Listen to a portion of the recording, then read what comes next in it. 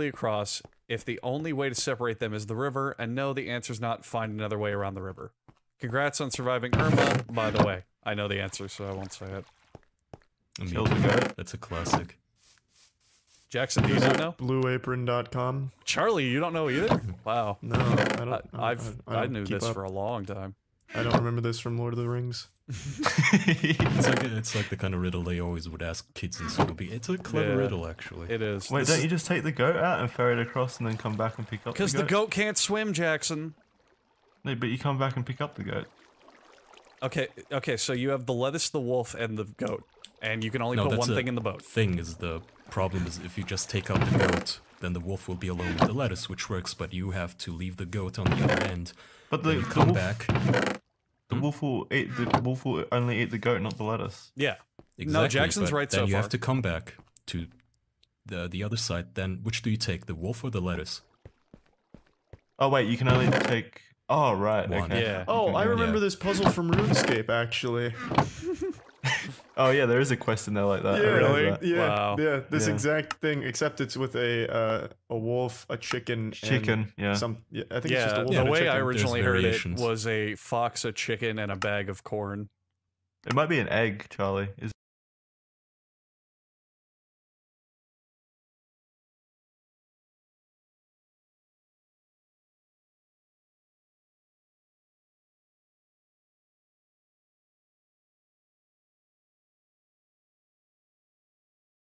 trips. Yeah. Is the gist of The it. thing people forget is when you drop something off, you can also bring something back. yeah, you can take it back. Yeah. Yeah. All right, Jackson, you Thank got you, Ghost. you got a slew of a couple. Oh, this one's from Chandler, our favorite fatty.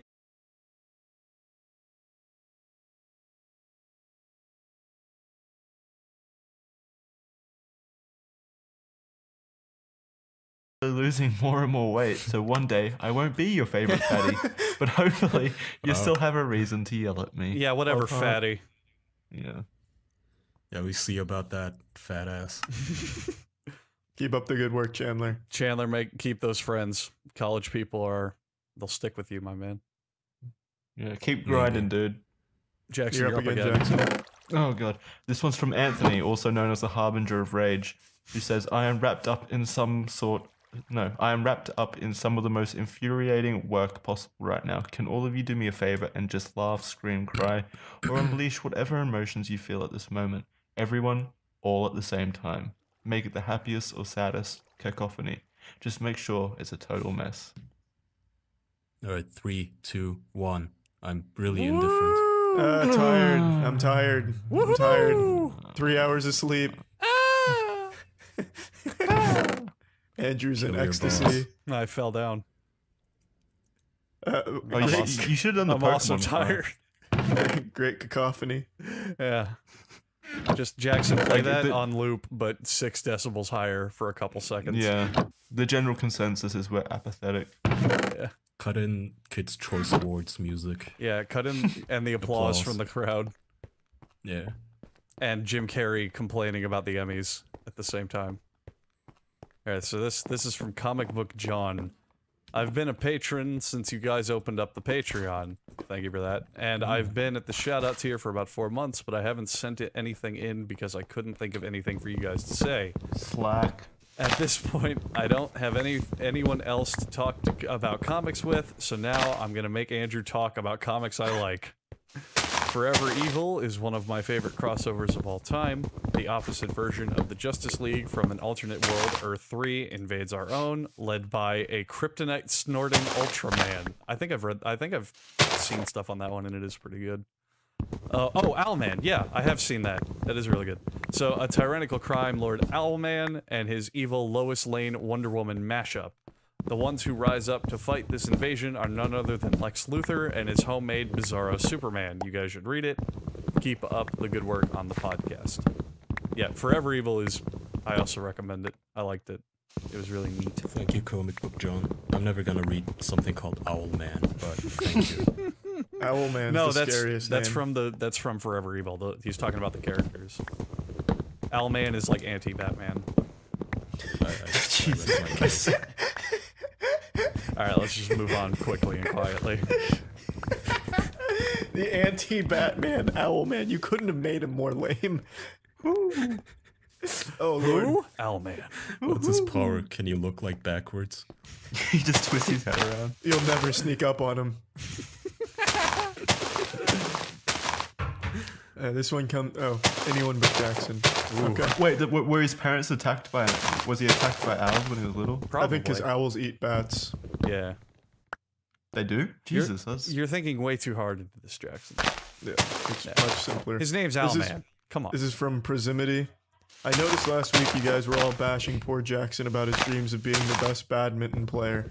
We even told him it was a pussy sport because there are no injuries. You have never been so wrong. When I was in 8th grade during a game of badminton, I received the worst injury of my life. For reasons not even a god could figure to understand, the intense match led to me trying to roundhouse kick someone on the badminton court.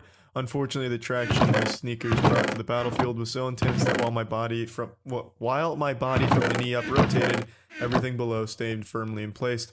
That fateful day, I ripped every ligament and tendon in my knee. I couldn't walk for months, and now thanks to badminton, I can do a neat party trick where I turn my entire lower leg around. Jesus. Badminton is for real men, Jackson. Don't worry. And then he sent Thanks, a picture Charlie. of his leg.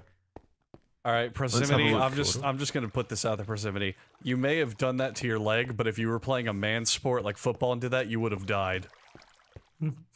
So yeah, our Oh my argument God, still photo. stands. Oh, Yeah, that Jesus, photo's he's not fucked lying. up. Although that is a really cool party trick. What you can do, Jackson. Put the Wait, picture wait, no, on the that's screen. that's fake. He's facing backwards and he's just put his shoe down there facing the other way.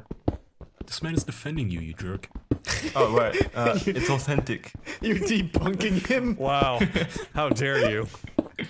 It's authentic. Put it on the screen so everyone at home playing along. This one's from Vitruvial. Fucking hell, Vitruvial Dopterguard, great grandson of Beef Spoctar.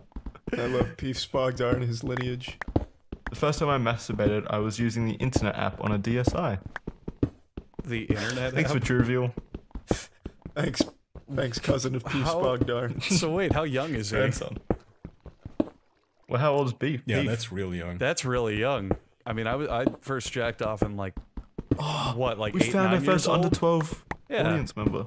There he is. What's a DS? What's a DSi? When did- It's a the DS Nintendo DS come with internet capability. No, That's what the I the stands for. original DS said internet. The DSi is like the slimmed down, I think. It has a camera, doesn't it? The DSi. I'm not sure. Gonna There's look like it 30 different versions. up. Yeah. Wow. It's like the Skyrim of hardware. It really is. yeah. Someone suggested we You should know, have it's a Dark Souls of podcasts shirt. We Yeah, I should. love that idea. Yeah, I that think, was Rodney actually. Oh fuck! I think they're actually coming out with a new DS, like they announced it on Nintendo Direct. Speaking I'm of, excited. Yeah, of they course. did, didn't they? yeah, it's either a new design for an existing DS or a new DS type. Like it's not a new One thing I love, console, it's the but DS. Isn't it the 3DS, but it's just a brick now? I think something it's like that? well, it's still a 3DS, but I think it's a new like design of it or something. I don't Maybe know. it's the two. Wait, is it the 2DS XL? Maybe? I don't know. That might be it. No, I that mean, one's out. as a human who owns a 3DS, I fucking love that thing. They can release a billion of them, and I'm okay with it. Jesus Christ, there's just not enough games on it for me. Are you kidding? Well, there's plenty. Well, there's plenty, but I don't like them.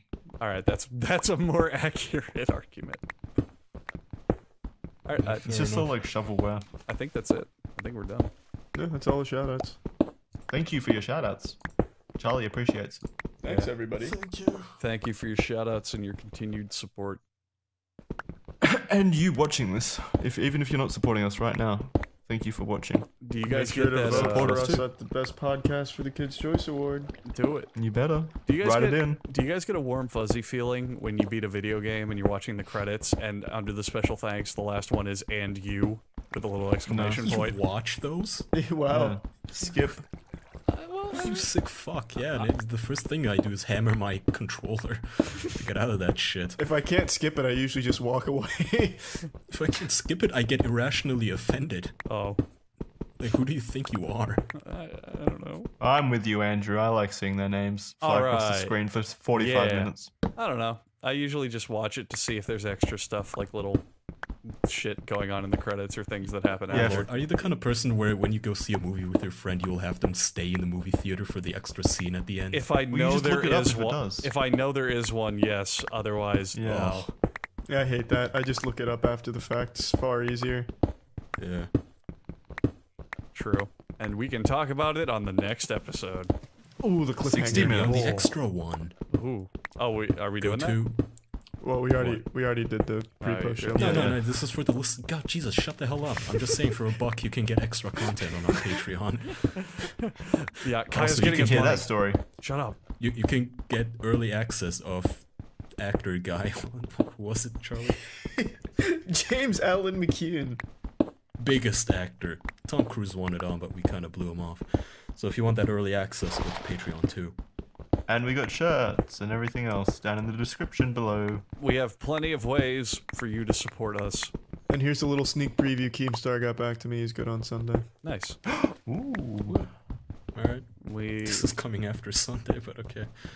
Oh, I know. That was just mainly for you guys, just to give you the heads up. But then again, the episode will then come out after this one. So it's still a good sneak preview. Prick. Prick. He's a prick.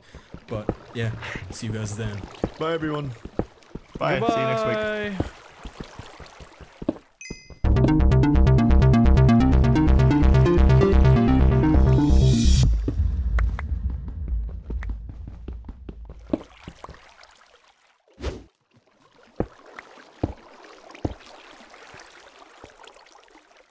Welcome to the official podcast, your standard 4 losers here, but today we're joined by the jock here, the Chad, the famous actor, James Allen McKeon. Hey! I've never been called Hey, a man. jock before. That is new. Well, Yeah, you're famous. You're the Yeah, king here. He stole our lunch money off camera. Yeah. in this kiddie pool, he's the alpha. That is some fresh meat. So, James, when we say famous actor, we in fact do mean famous actor, but for our uncultured, uncivilized fans listening at home, why don't you give a quick rundown of some roles that you have played?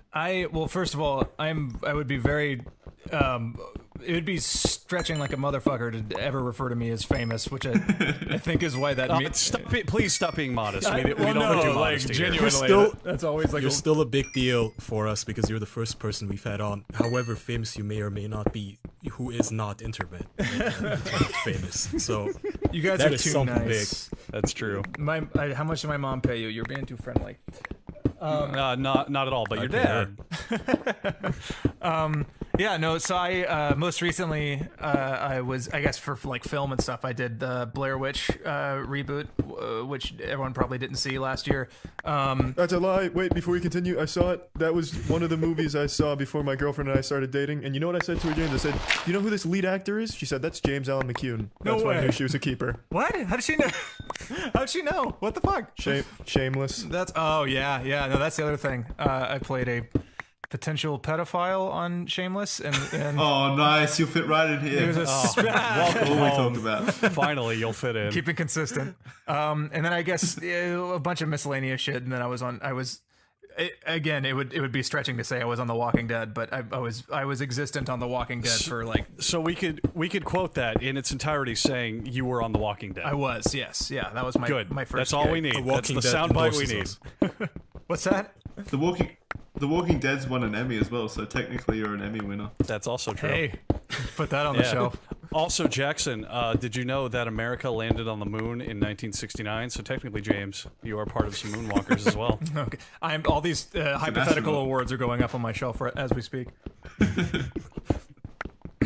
Yeah, no, that's kind of the more or less. If lately, I feel like people have been getting to know me through the Sugar Pine 7 YouTube channel. I don't know if you guys watch any of that shit. Yeah, I checked that out. Yeah, it was funny shit. It's a little weird, but yeah, that's been the more recent thing. It's just kind of fucking around with Steven and the Yeah, gang. it's cool.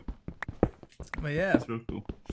All right, let's cut to the chase. James, you came on to call out Keemstar. yeah. Is that correct? Listen here, motherfucker. No, I don't know dick about Keemstar. I was just fascinated that you guys. Can we talk about the fact that you guys have been chatting with him, or is that? Yeah. When this comes out, the episode's already been up. Yeah, let's. We used to, in the beginning, kind of want to be secret, like, oh, tune in next week for the guest. But now we've realized that we're stupid and we want to hype up who's going to be on as much as Right. possible. Well, fucking A. Well, Keemstar. You said it's going to air before me at that point. So right. Yeah. Oh, okay. So everyone's the jig is up. Yeah, but I got Yeah, let's start a fake beef between me and Keem. I can't wait to see his Twitter feed heard it here rolling. With shit Include about Ethan me. too, and what was Grade A? That guy. Oh, Just yeah. mention Grade some A under YouTubers A. you know. Call them assholes. Yeah, oh no, Leafy. I think is he still relevant? People still care about that guy, or is he No. totally vanished? No, at this apparently he point? died or something. Well, his channel died. Oh, I don't mean he died. Okay, I was like, He could have died. oh no, I was making fun of a dead boy, but no, we're good. In the clear. Good. Not that would stop us, I'm sure. Yeah, no, I watch YouTube way more than I watch like TV and movies and shit these days. I don't know. That's absolutely like the future of entertainment and it's always like weird to me when people like hold movies and TV above that, because I think that what you guys do is so much more fucking admirable than anything an actor does. Ooh, All right, really? and Can you, thank well, you. can That's you the elaborate episode. on that? I think that's a really strong statement. Oh Can yeah, you go more into that? yeah, no, like Please praise us more. yeah. I'm just here to jerk you guys off I for an suck hour. through my ruse. No, it's just what I didn't realize when getting into. I think everybody decides to be an actor on some like weird self-aggrandizing scheme to see themselves on a billboard and shoot a gun in the air and shit. But like once you get into it, you realize, and I think YouTube's a lot like this too, where you have kind of what people label you as, and then what you're actually doing, and you tend to do. For being an actor, you tend to do a lot more waiting around and like business type shit more than you ever do any acting. It's very weird. So it's like I would be hesitant to even call myself an actor, but like the lifestyle, I love acting. The lifestyle of an actor is absolute dog shit. And if anyone's successful, it's mostly luck or connections and stuff. So like for you guys to actually carve your own path every day and to like take shit into your own hands, and that initiative is really fucking special, and it's really hard. I know for most creative types, it's really fucking hard for them to do. Yeah, you don't know that, man. Like, Andrew had to suck a lot of dicks to get here. Hey, Oh my god. Well, no, I did that for At fun, least and three then of I them. realized I didn't have to. But well, you're not the Then he only started one. doing it himself. Everyone's got to get up there. so would you say that also applies to people who have already made it or had made it successful? Like, do you think Tom Cruise does a lot of waiting and just business dealings opposed to how much he acts, or is it You picked the does it reach a plateau? Scientologist king as your I example. picked the man with the shiniest fucking smile. Okay. That man, I think, has more Scientology shit going on than he has acting, for goddamn sure. Really? Oh, Wow. dude, yeah. I mean, I think I had a friend who worked with him in the last few years, and he was talking about how he was trying to get out of all the Scientology shit, and I don't know how. Oh, I don't know how real really? that is. Are we breaking this news right now? I I don't. doubt it. Can you name drop? Was that friend Simon Pegg? I can't say any names. Did it rhyme with Myman Seg? No, it's interesting to hear about that, but I can't fathom, because he's basically like the god of that fucking cult. So I can't imagine what it would be like. I think it would all crumble if he were to bail. So Isn't the god like a space octopus or some shit? I hope so. That's No, well, yeah, the god, but the head of the cult is David Miscavige right now. yeah, What's her name? The Leah Remini. girl on King of Queens. Yeah, Hang on. Leah Remini. What was her name? The Leah Remy. Leah Remini. Yeah, she recently defected along with a bunch of other people, I think. It's really interesting to listen to them, but according to her, Andrew, when Tom Cruise is on a set, like, he'll surround himself with only Scientologists, like the army, and all the other actors aren't even allowed to talk to him. Oh yeah, Are you dude. serious? I didn't know that at all. That's been getting less and less though, because my buddy got alone with him, and that was a conversation. I think, from what I heard, who knows? That's like fourth hand knowledge, but that was yeah, I wouldn't be surprised at all, because I mean at this point, how do you not fucking know that it's all a bunch of dog shit? Yeah. Whoa, are you starting a beef official Yeah. on this podcast? Fuck Scientology and Keemstar. Both of them are on the same. You heard it here. James Allen McEwen says Keemstar is a Scientologist. No, okay. Actually, real quick, that man is far more powerful than I'll ever be. So no, I don't actually give a shit about Keemstar. Don't go starting shit. I think he understands. It's just a joke. You don't have to. Yeah, You don't have to sleep with one eye open. Oh yeah, watch the newest drama alert and find out, buddy. Goddamn. I wouldn't be surprised, man. There's a lot bigger shit has started for a lot less. But Yeah, that's true. But no, Tom Cruise, I don't think is like he's not struggling to get work at this point. But I think for the vast majority, like 90% of actors, it's like, you know, do you happen to look the part? Do you happen to know the producers or your agents, the agents of the writer or whatever? Like doing Blair Witch, there was a lot of weird stuff about like who a lot of the like above the line people were repped by were submitting only actors from that same agency and stuff. So it was like there was like deals. So it's like you're never really striding on your talent. You know what I mean? Like people are kind of positioned a lot of the time. Clearly. So it's and there's nothing wrong with that. It's just, you know, it's just how the system works. Everyone's just trying to get their paycheck, and it's just kind of it opened my eyes to like, oh, it doesn't matter how talented you are or how hard you work. Sometimes it's just a matter of being in the right place at the right time more than anything. Right. It's the same thing with pretty much everything in the world these days. Not what you know, but who you know. Yeah, it's networking. It's all networking. Yeah. Which is a shame, really. Well, James, how long have you been an actor? Or how long have you been in that business? I thought you said, how long have you been in debt? That's pretty much the same question, really. We ask the hard-hitting questions here. I started back, actually about 10 years ago. This year, so it's in high school. I started real late. Most of my friends, you know, they whenever you ask them, they're like, "Oh, since I walked out of the womb acting," you know. And it's I've never had that kind of like drive as a kid, so I got into That's it. like me. That's like me. I was born podcasting. Yeah. It's like I had like I'm a prodigy. it was like an AT 2020 in your hand as you were pulled out. Well, you can look at it in a way. I mean, This we wouldn't be birth doing this sponsored by podcast. Squarespace. I mean, you can look at it though. We wouldn't be doing this podcast if we didn't know Charlie. So think about that. How about that? You got the whole. I'm sorry if you hear any meowing. That's my douchebag cat. His name is Toilet, but he's going to be interrupting periodically because he needs attention. What shows has he been on? My nightmares every night, just shouting at me.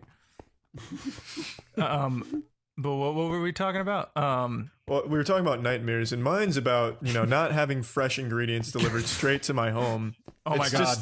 I wake up in cold sweats when I just don't get these fresh ingredients delivered straight to my home via blueapron.com/official. That You was a also wake hard up like one. with a Oh my God. boogeyman standing over your bed. It's like he crawled from underneath your bed and he's like, "I have your meal because you ordered it," and that's how easy it is.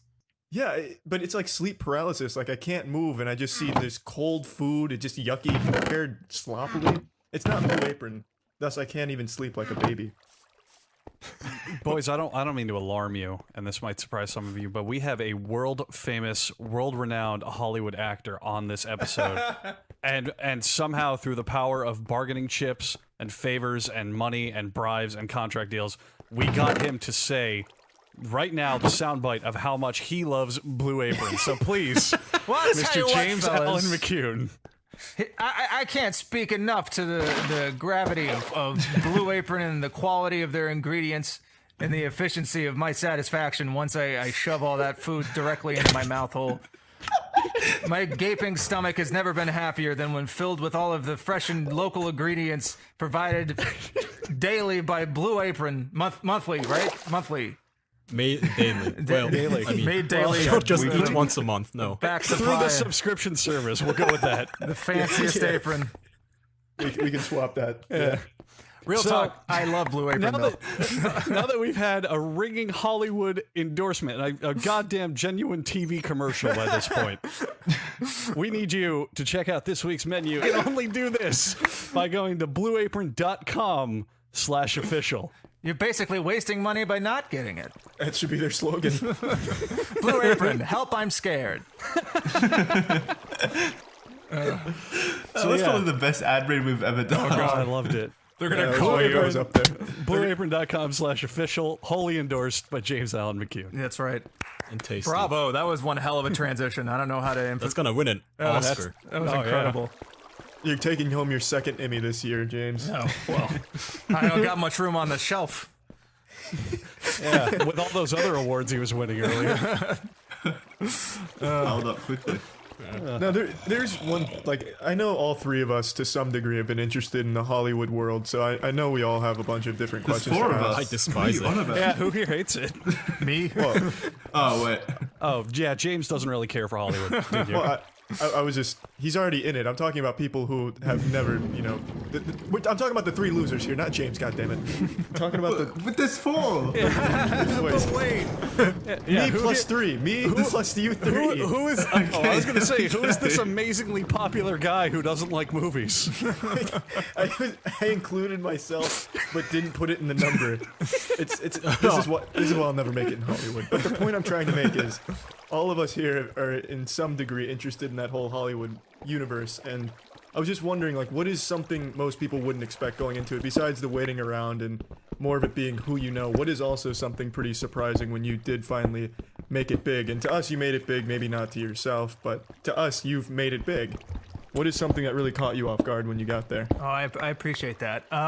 The thing I think that the biggest thing was just how out of control it is. I think, like, as an actor, you really don't have any ability to, you know, to move the needle in your direction most of the time. That was a huge shock. But I think other than that, the perception of the public was really shocking to me. Just like what I grew up believing and what it ended up actually being. Because I thought, you know, you think all of this like fame and money stuff kind of hits everyone once you're in the public eye.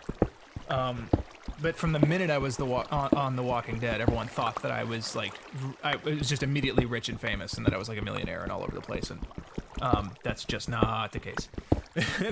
it's you'd be surprised how many like well-known actors are actually doing pretty poorly financially, and like are struggling to get work and shit. Like it's a really, I don't know. I just had this perception growing up that at one point you hit it and you make it, and then that's it. The rest of your life is like set. But it's absolutely not the case. It's There was a phrase I heard on this a while ago. It was when you're an actor, you're actually a waiter. yeah. Do you think that really applies here? Yeah. That kind of idea. There's a song that Scott Klopfenstein, who is the backup singer for Real Big Fish, of all people, wrote called "Welcome to New York," which it's unbelievable. First of all, just as a song, it's incredible. But he has the whole song is just kind of about that. It's true. You're kind of, actors say they have side hustles, but that's really all they're up to most of the time. It's like you're auditioning for stuff as much as you can, but that's not up to you. So it's like, you know, what can you do to make cash in the spare time? James, you ever been molested? Not yet. Jesus. Are you hitting on me? Is this the next step? Is he offering? No, I'm just asking about Hollywood is this because I watched a documentary on YouTube about like pedophiles in Hollywood and all that kind of stuff. It was interesting. Oh, I saw that too. The what was the guy's name that directed the first couple of X-Men movies? Like actual big names God. have their names Jennifer entangled Lawrence. in some of this. Zack Snyder. Is that what? No. No, Throw him under the bus. Oh my God, this is gonna kill me. me too. I'm looking it up. This cannot go on. It was like the. Did he work on the most recent ones, or is he just in the No. earlier ones? Because he's I still think working. on Bryan Singer. Brian Singer, that's the boy. That's the man. Yeah, he had whole fucking parties and shit where he would just wrangle kids. Apparently, according to that documentary. Jesus. Yeah, That's not still unheard getting of. jobs. What's up? Yeah, dude. Wow. The people in the industry seem to just get away with shit. I mean, I don't know. I couldn't. Shit. I'm probably. My career is probably Are you sure? over Did you after try? this podcast. Yeah. Is there anything you want to confess? Maybe that's the secret. I don't know. Maybe I'm missing out on some opportunity. Yeah, you gotta Sent go to out the kid wrangling invitations to all the parties. children, but That's- none showed up. That's how they got in. You can't get in the industry till you fuck this kid.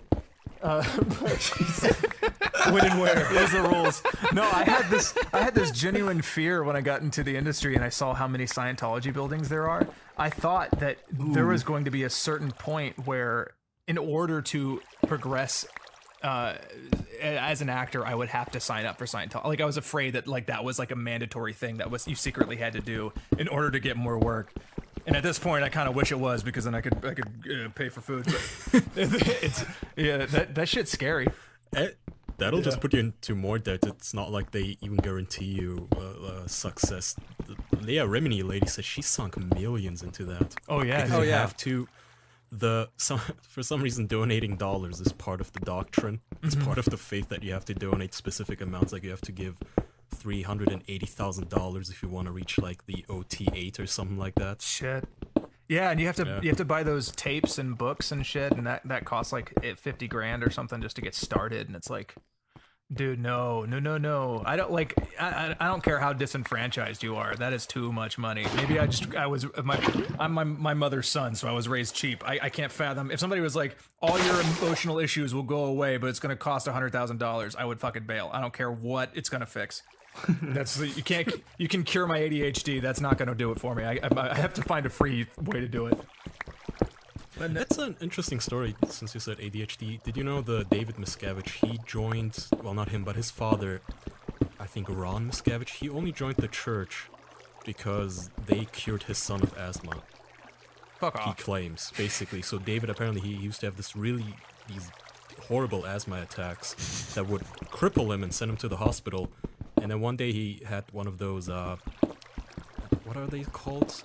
Not auditions, but where you hold those cans. Oh, audits. Audits, yeah. Spiritual He audit. had an audit, and a Scientologist supposedly cured him of his asthma. Yeah. And that's the day when David Miscavige and his family, they joined the Scientologists, and he was a child, and since then he rose to be their dictator, basically. God. It's impressive.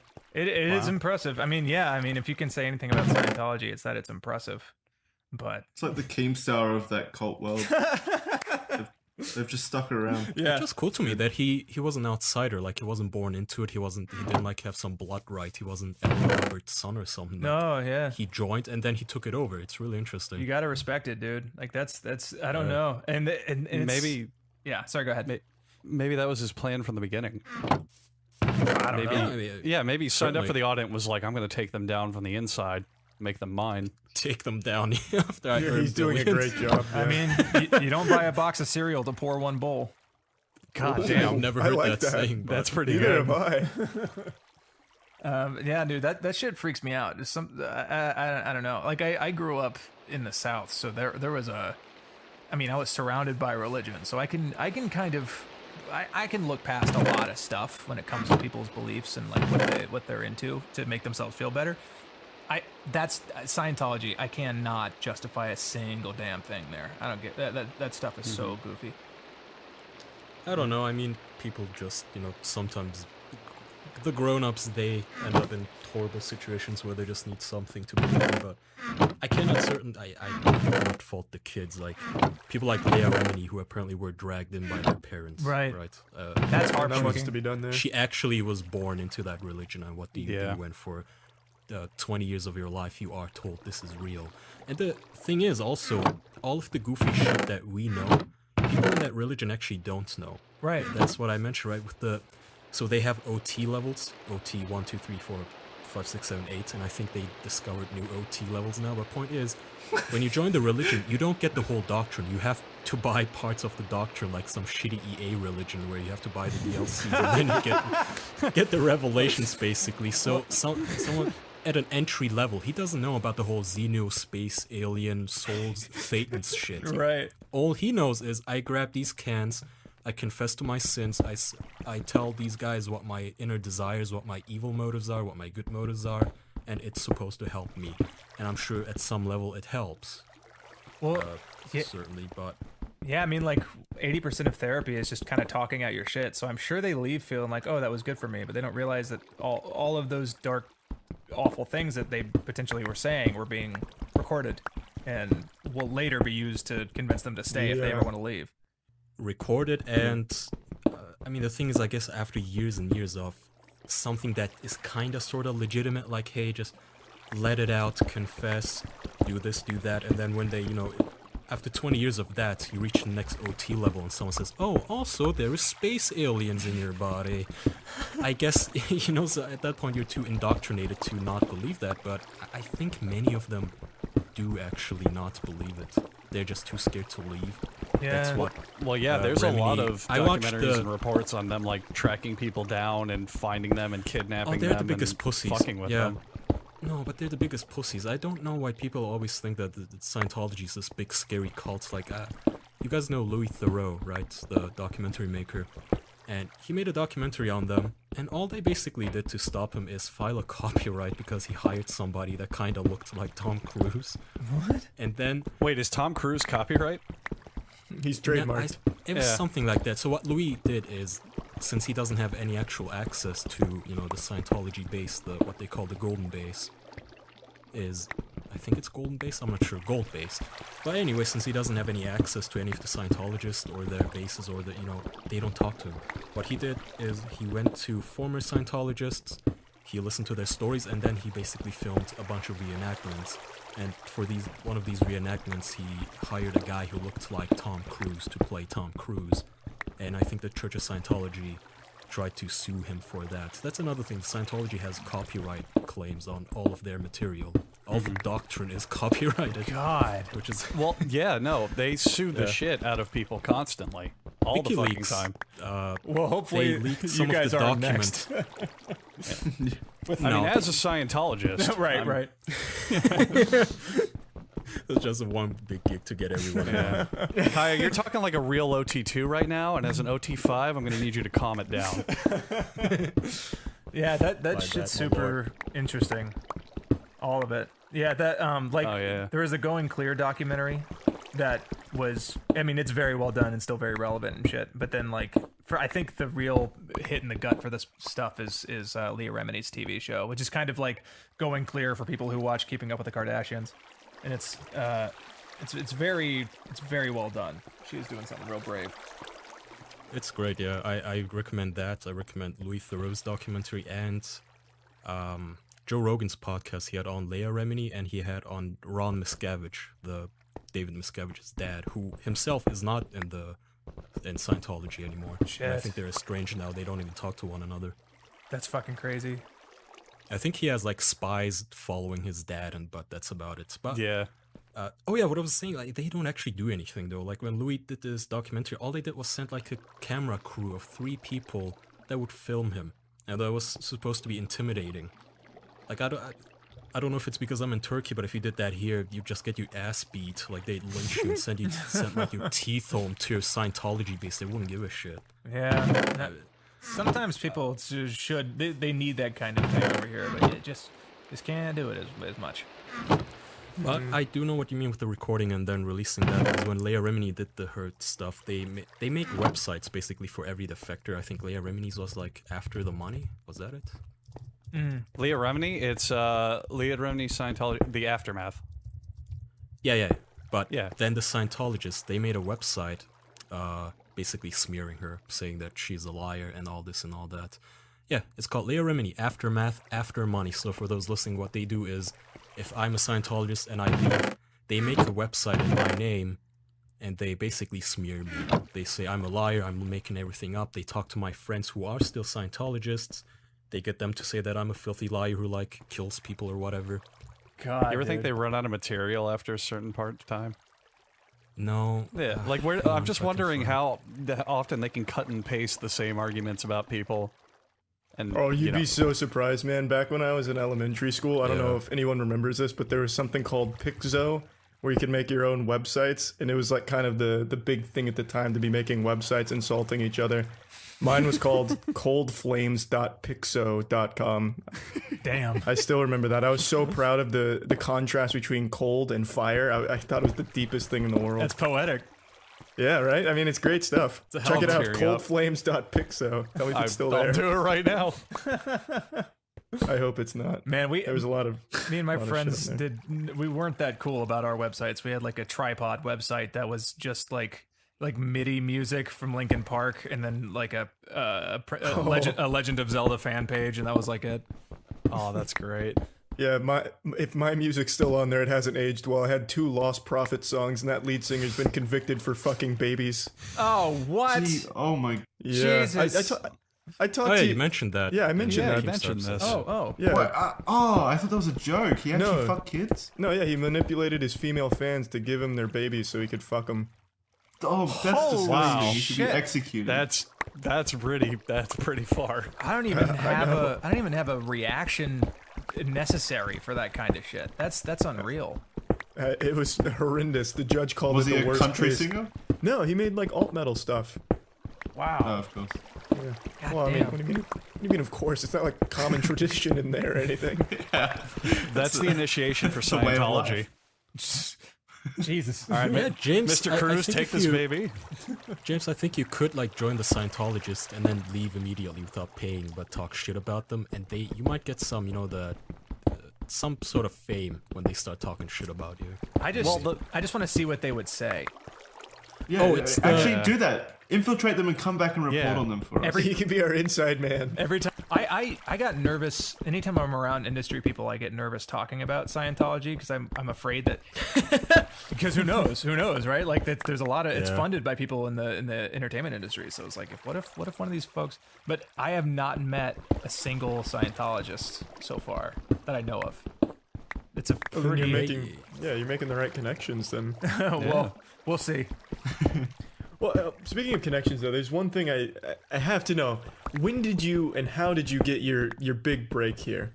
Like, when did that, click? Yeah, when were you allowed on the podcast? When did Charlie give you the okay? I think if I were to consider, do you mean like when I got on The Walking Dead, or just I don't know? Yeah, I'd say that was like the main. I'd say that was like the big thing. Like when my dad, he keeps up with podcast stuff. Shout outs to Dad.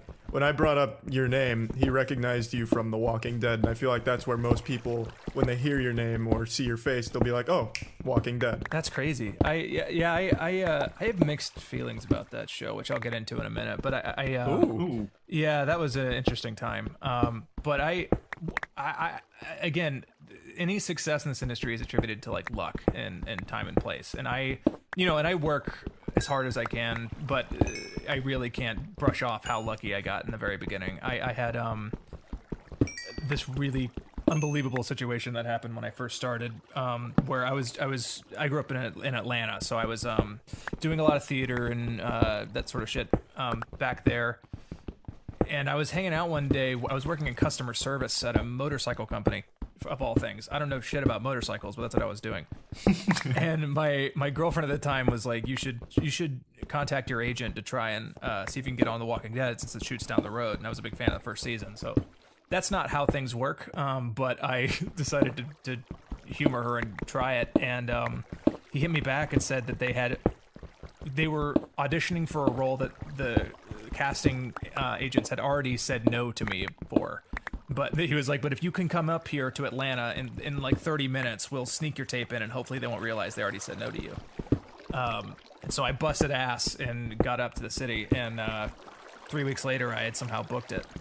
It was just like, if I had emailed him even like 5 minutes later, I wouldn't have made it. So it was a really unbelievable like spur of luck, and that was kind of that for me.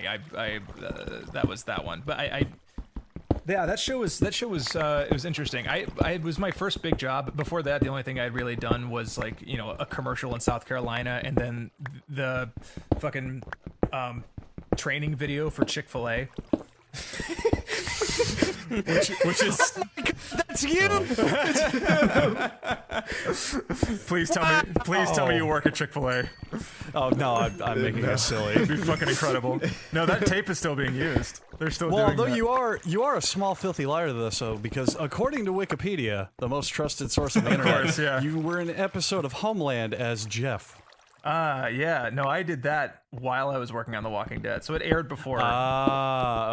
Yeah. So that All right. that was the internet's fault, not mine. You heard it, Wikipedia. Yeah. You need to Fix the update your shit. sources. Fuck off Scientology, Keemstar, or Wikipedia. Everyone can suck it. We're fighting all angles here. I'm waiting for the TMZ argument. James Allen McCune burns all bridges on official podcast.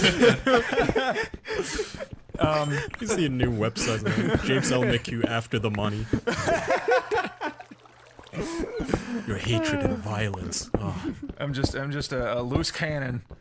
But no, yeah, I got on the show, and it was I was completely unaware of how messy things were at the time, just because I was unbelievably excited to be, first of all, getting paid in general, but just to be on like my favorite show was unbelievable. So I was just having a great time every day. But it turns out nobody else was, because there was a bunch of crazy drama that I'm sure everyone kind of knows about by this point, for the most part. But I didn't realize it until.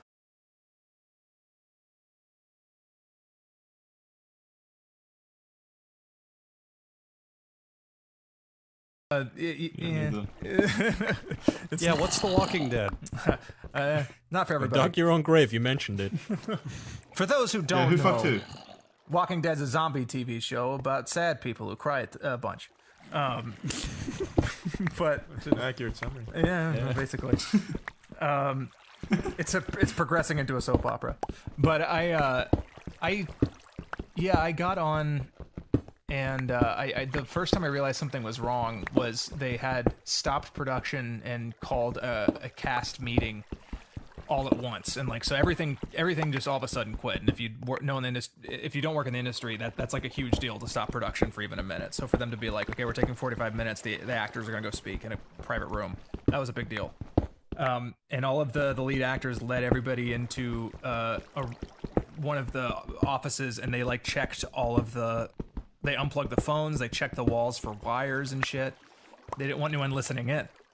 And we had this talk about how AMC was trying to screw with production, and there was a lot of like weird scandal and shit. And all of a sudden everything hit me. I was like, oh, maybe this isn't the way it's supposed to be. But it was a weird, tense moment when I first joined. So it was interesting. I had a great time, but because of all that drama, they didn't really flesh out my character. So like the reason I'm there for like 10 episodes and I basically do nothing the whole time I'm there is because they were so busy working on all of the like behind the scenes stuff and trying to write for the main characters that they just kind of forgot I was there. So that was like, it's hard for me to be like, I was a part of that show because I really didn't contribute to the reason most people would like it, I think, if I'm honest. Well, I wouldn't even go that far, actually. Your character wasn't useless or... I mean, it wasn't fully fleshed out or anything, but it played a pretty decent part in progressing that pretty awful season forward. That season was kind of the turning point for me, where I loved the first season, and the second season was just kind of like a sloppy nothing happened. But for what did happen, your character did kind of play, I wouldn't say a key role, but it did push it along a little bit, I'd say. Yeah, no. And your death on screen was pretty dope. Oh, I appreciate that. No, that was Greg Nicotero. He's I'm sure everyone knows, but he was like the guy who kind of heads up all of the makeup and zombie design and shit, and directs a lot. But he kind of saw what was happening to me throughout the season and would regularly check in to see how I was doing. And in the end, they were just gonna write me off in some kind of like throwaway fashion. And he was like, "No, if you're gonna drag this kid around for 6 months and not actually do anything with him, you're not just gonna kill him off with nothing."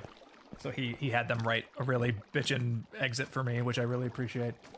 Oh, that's super sweet. Yeah, he's a really fucking great guy.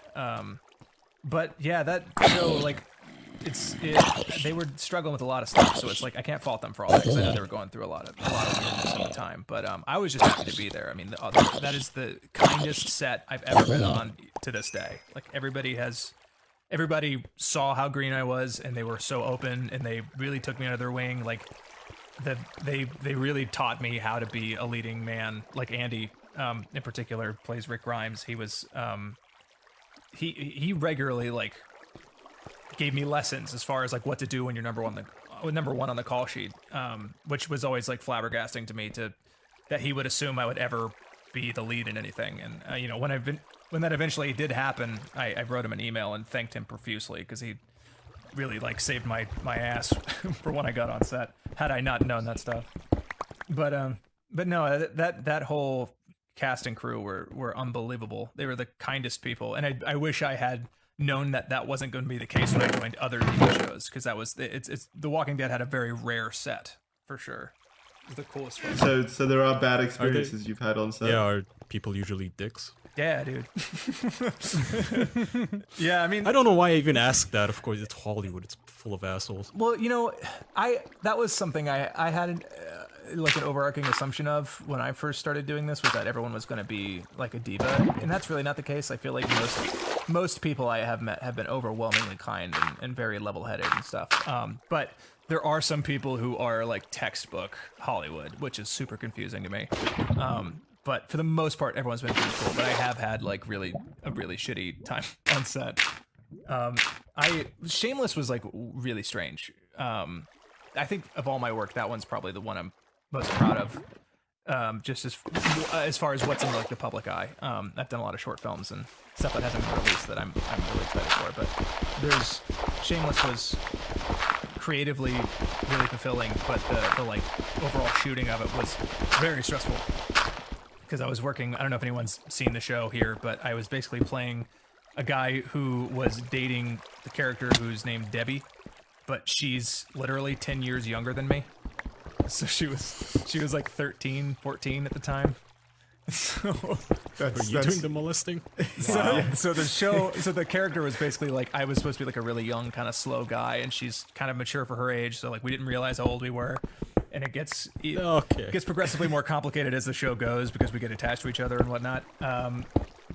But that led to a lot of very uncomfortable days on set because it was like a lot of really adult shit with this girl who had like just freshly hit puberty. So I was like terrified. Well, for the director and all that, that must have been perfect. If they were part of that backdoor fucking sex ring. Oh Jesus! This was exactly what they wanted. Yeah, really. Maybe it's just soft porn for the kiddie porn. No, they were all. Oh, you're in it. They were all really respectful about all that shit. Is there anything, James, that you need to like get off your chest about this? Where there may be some behind closed doors shoots they did once all the footage was done, like some 45 minutes of footage that hasn't seen the light of day with that girl. Were there any suspicious moments that tipped you off, like the fluffer touching? Yeah. Yeah, like the full penetration scenes. How did those go? Those went really well. You know, I can't complain. Well, you took it really well. I didn't like the lube man, but he was just doing his job. The lube. The lube man. What a You call that the lube jockey? From now on, when I watch movies, if I'm looking at the credits, I'm gonna spy who played the lube man. That's when you see key grip. That's what that means.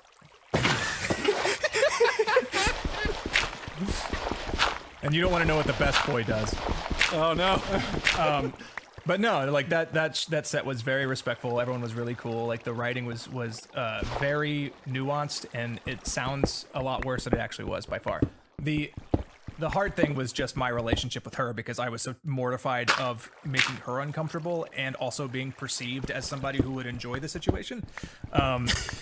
Because God knows I fucking wasn't. It was just like, you know, it was just a weird thing across the board. Like when I was 13, I was still afraid to Google boobs because I didn't know who was watching me. You know, it's like I can't fathom what she was going through at that age. So like she was doing a lot. I bet she was happy. She got to kiss like a handsome actor. She got to kiss the James Allen McCune. Oh god. No, there was supposed to be like a makeout scene, and she just like went for like a cheek kiss, and then like that was the end of the scene. She was like, "How about we don't do that?" I'm like, "Okay, that's probably for the best." I agree with her. I really don't want this, damn it. Yeah, but maybe we should. But then the director and all the assistants were like, "No, you have to do it. I want this for my collection. I want it on the camera, damn it. Do it slower." Grandpa? No, that whole ordeal was like the only reason it was uncomfortable was because of just the nature of our, you know, you can't put a 24-year-old and a 14-year-old in the same room without it being like uncomfortable. So to have her in like lingerie, it's like hitting half on me. of all high school relationships. What's that? I said that's like half of all high school relationships. It's some girl with a grown-up loser Not mine. dating her. All of mine. What kind of high school did you go to? One where I just Oh, don't act like it. Come on. We all were that like boy in high school who was angry that all the girls in his class were like interested in the old fucks. Yeah. Like some loser, you know. Oh, dude, I was 25 years old who's still dating into high school. I remember being like jealous of those guys, but in retrospect, God, what the fuck are those guys doing? For real. That's fucked They're trying up. to get acting gigs. Yeah, no. Back then, we were all super jealous. Now that I'm that age, I have not for a single moment considered like, hey, I could do that now. No. The table has turned. God, but no, I it's hate just, high school girls what now. sort of a dick do you have to be? I think I grew up into a fine human being because I hate high school girls. There's been one or two that were 18, and I was like, yeah, we can go on a date, and they were, oh god, they're some of the worst people I've ever met. No, dude. I don't get that either. I mean- I don't get the appeal of, hey, this is a young, naive girl. Like, get it away from me. Get it away disgusting. from me. No, I meet like 23-year-olds that are like too they're like too. I can't bear to be around them because they're just like not in the right headspace. So I can't fathom like having a relationship with somebody who's still wearing a training bra. It just seems like they would not be in the right place mentally. I don't know if they still wear training bras in high school. Sure they do. That's Oh, of that's how course. they work, I still right? wear one now. Yeah. No, course. I needed one in high school. Shit, I was 250 pounds. I needed. Holy fuck! Some How kind did of- you Whoa. slim down? I tried, but no, I was a big boy. Really? Well, how did you come off of that? What brought you down? Did you go on a diet and exercise thing, or like what? Yeah, no. Again, like growing up in the South, we were all. It's all you do is sit and eat fried food.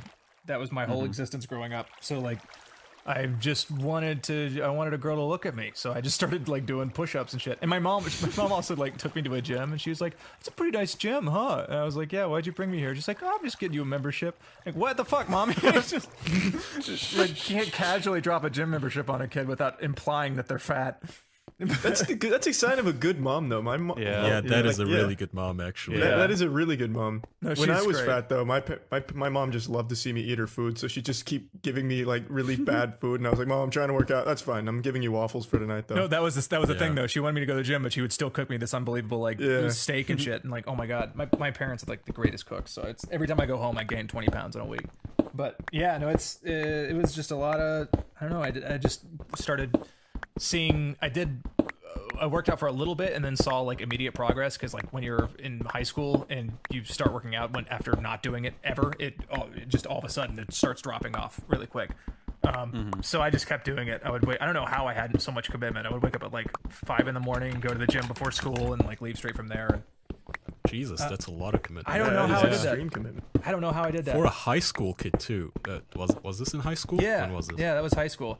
That's a lot. The thing, Yeah. the thing I got, the fucked up thing is I got a girlfriend when I lost the weight. It's like, that was the weirdest thing was seeing how differently people looked at me once I started getting thin. Because I yeah. was just glossed right over when I was chubby. Like nobody ever really paid attention to me at all. But then I started to lose weight and everyone was very nice. Yeah. Surprisingly. I remember Jackson when we were thinking about guests. He was like, "Oh, isn't he really overweight? I don't want him on the podcast." I You don't like fatties. had to We had show to him some convince him. photos. Dear Yeah. diary, it's happening again. But yeah, it's But you know what, James? I'm glad you came on. I'm glad they proved me wrong because you are just an absolute delight. He thought you were gonna eat him. stop. I could just eat you up. Oh, No. run! Cover you in white I gravy. bet you're too filled up from all the Blue Apron. Yeah, with that ringing endorsement. But no, I'm glad Oh, you guys man. brought me on too. This is a real honor, honestly. We're honored to have you on. Yeah, you can come on Jesus. every whenever you want. I'll be You there. could be our Blue Apron ringer. I'll be the new fifth member. You know what though? I got to jerk your chain real quick because these guys not jerk your chain. That implies it's not real. But I gotta compliment you guys because working with the Sugar Pine guys, we have a podcast that I join on every once in a while, and it is relatively chaotic. I would say it's not the most cohesive conversation, but you guys are so fucking good at metering when you speak and how to speak and asking intelligent questions and not it's so impressive. Your interview style is really fucking elegant. I'm very impressed.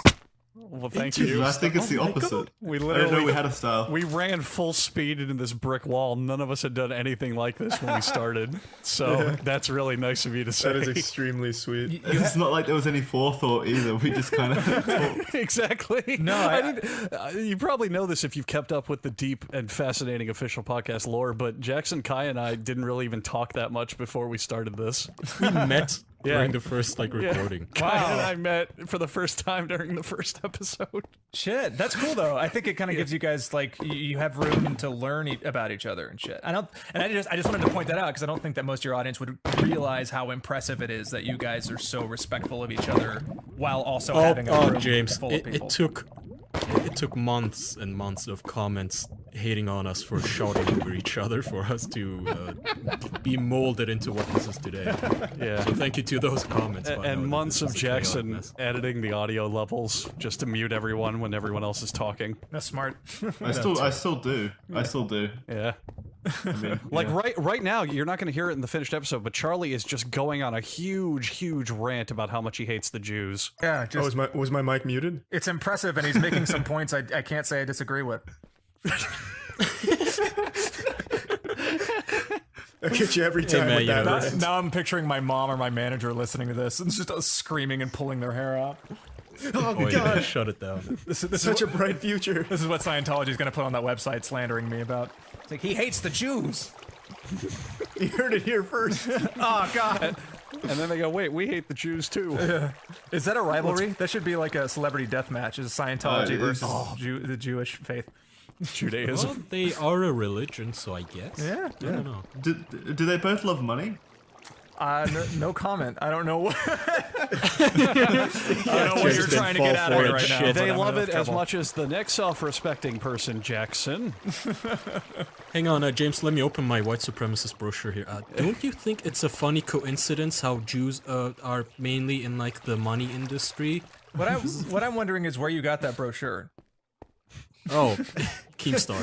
James, you don't remember? You don't remember? Sent You me a sent us this PDF. big That attachment when you motherfucker. joined the call.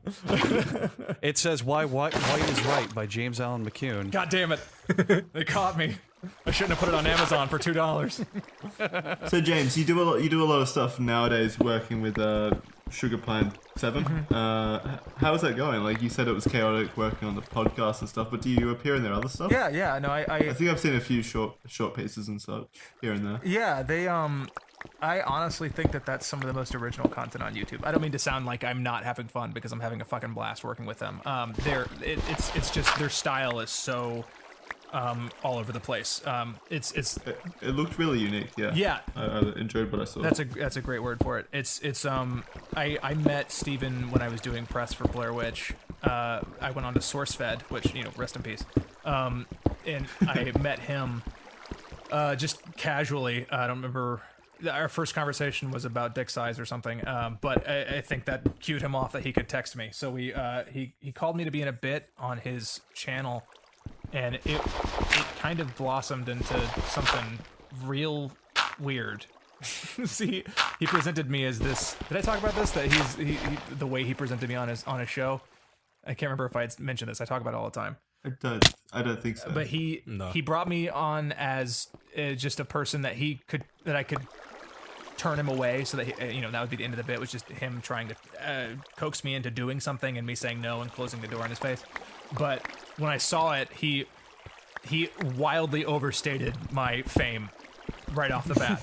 Like he stopped. That's the origin of the famous actor James Allen McCune. That's it. He didn't warn me this was going to happen, but like when you watch the video, he stops everything. He says, "Oh my God, it's famous actor James Allen McCune," and it That sounds really familiar. it flabbergasted me. So I called him up and it was like, "Well, if we're gonna do that, we have to make it this storyline where I'm not actually like you think I'm this incredibly famous person, but I'm actually like poor and homeless and looking for work and I'm starving all the time." And so he made it this kind of like ironic thing that's grown into now my character is working for him because I can't get any work, and so to make money I work for him, I drink all the time, and I'm taking experimental pills in order to make money, and so I'm just blasted every time you see me.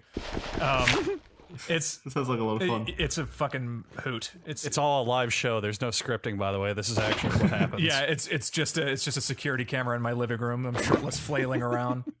So James, you said you talked about dick size. I get the feeling you want to segue into your best masturbation story. Listen here, motherfuckers. right. I did my research. I know you. I know you guys asked this Damn. question. I've said enough to incriminate myself here. I don't know if I'm. I don't know if I'm willing to share with you my most intimate stories about. Well, I mean, how much we have if to you jerk want to you go off? from our most favorite to our least favorite guest. You might as well go whole hog here. I don't know. I don't know if I want to be greased up like that. Honest to fuck, where else are you going to tell this story and have it enhance your Wait, credibility? he needs something in return for this. Charlie, why don't you loosen him up and tell him? Yeah. I need to be warmed up. Oh, God damn it, that's what you... Fuck this guy. Get him out of here. I think it's important to know, since you have done your research, I'm assuming you've heard this masterpiece. Say no. Say no. I don't know. Maybe I need to hear. Yeah, that's what Oh, great. Is this what Hollywood teaches you to be like? Because you're a master. The old playing coy. Go on. He's a virgin. Oh, goodness me. You can't see it, but he's bouncing in his chair right now with excitement. It's been a while since I've taken this bad boy off the shelf. It's my ace in About the to hole. win an Emmy. It's for the Emmys, alright. It's fine. Alright. Well, James, as a man who's been all over the world now, I'm assuming. You haven't said whether or not you have, but for the sake of this, I'm gonna assume you have. You've probably heard of the famous road down here called I-4. I-4 is not known for a lot. It's not even a great road, all that, honestly, if I'm being completely honest. But I was driving down this forsaken road with my girlfriend, the girlfriend that recognized your name. And we saw this sign for a restaurant, nothing spectacular, it didn't really stand out very much, but the sign caught my attention. It was for this joint called Boardwalk Burgers. Nothing special about it, not even the name. Just your standard burger joint, homeless people slapping patties on the foreman. Really just a wholesome good time. Nothing wrong with it. But with my razor sharp wit, James, I saw this. And with a twinkle in my eye, I said, Boardwalk Burgers. More like board burgers, because those burgers aren't having any fun. It's the funniest shit Why am I laughing? Somehow that roped Jackson back into it, I guess. so- You're a great actor, James. That's so fucking good, dude. He's selling it. What he isn't telling no, us is no. that's the only reason he came on the podcast. That was it. I just needed to hear that shit. Oh my god. He was talking to his friends a couple days ago. Yo, guys, you think if I go on the podcast, I can get him to say the joke? What's great about that joke is absolutely not the punchline, but your impeccable delivery. It's your enthusiasm is just incredible. Oh, that's very sweet, James. Thank you. It's fucking Enthusiasm. sweet tea on a hot day. There's one thing I really did want to talk about, which is Blair Witch, because that's probably your biggest, like, on-screen role. I'd say you're pretty much the lead of that movie. Accurate, yeah.